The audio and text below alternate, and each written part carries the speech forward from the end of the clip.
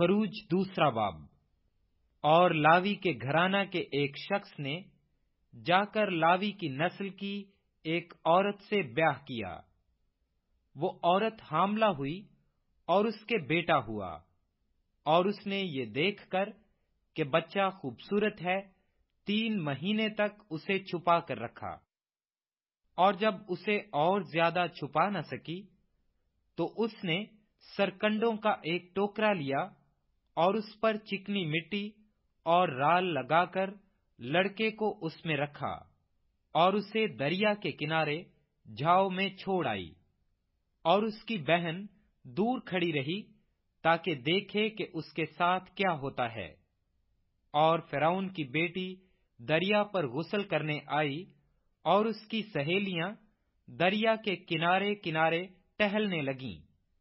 تب اس نے جھاؤ میں وہ ٹوکرا دیکھ کر اپنی سہیلی کو بھیجا کہ اسے اٹھا لائے۔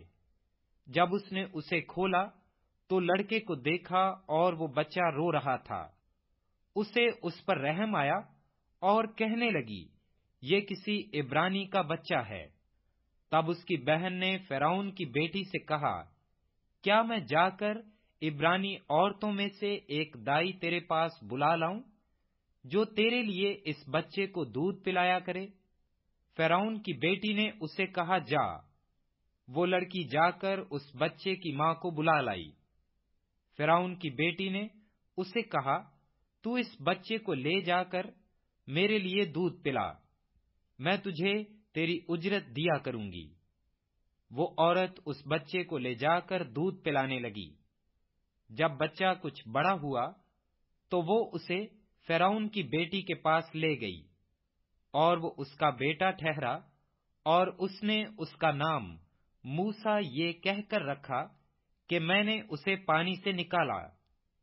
اتنے میں جب موسیٰ بڑا ہوا تو باہر اپنے بھائیوں کے پاس گیا، اور ان کی مشقتوں پر اس کی نظر پڑی، اور اس نے دیکھا کہ ایک مصری اس کے ایک عبرانی بھائی کو مار رہا ہے۔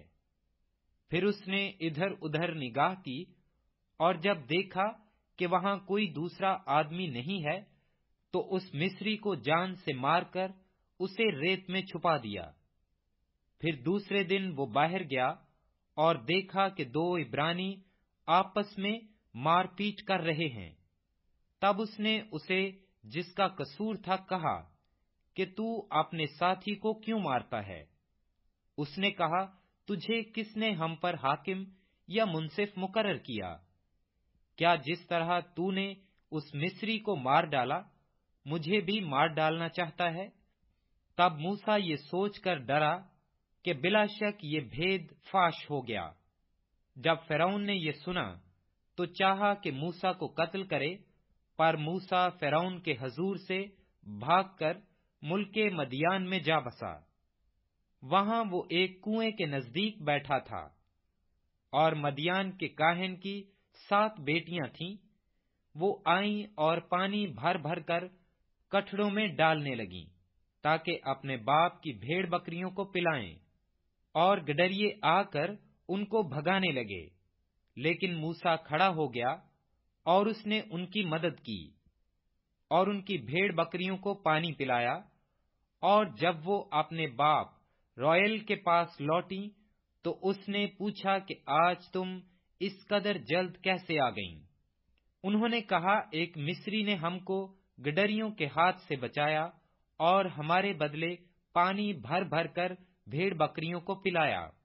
اس نے اپنی بیٹیوں سے کہا کہ وہ آدمی کہاں ہے؟ تم اسے کیوں چھوڑ آئیں؟ اسے بلا لاؤ کہ روٹی کھائے۔ اور موسیٰ اس شخص کے ساتھ رہنے کو راضی ہو گیا۔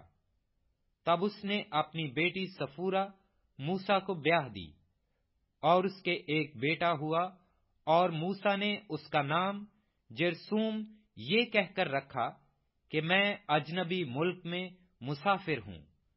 اور ایک مدت کے بعد یوں ہوا کہ مصر کا بادشاہ مر گیا، اور بنی اسرائیل اپنی غلامی کے سبب سے آہ بھرنے لگے اور روئے، اور ان کا رونا جو ان کی غلامی کے باعث تھا خدا تک پہنچا، اور خدا نے ان کا کراہنا سنا، اور خدا نے اپنے عہد کو جو ابراہیم اور اسحاق اور یعقوب کے ساتھ تھا یاد کیا، اور خدا نے بنی اسرائیل پر نظر کی اور ان کے حال کو معلوم کیا۔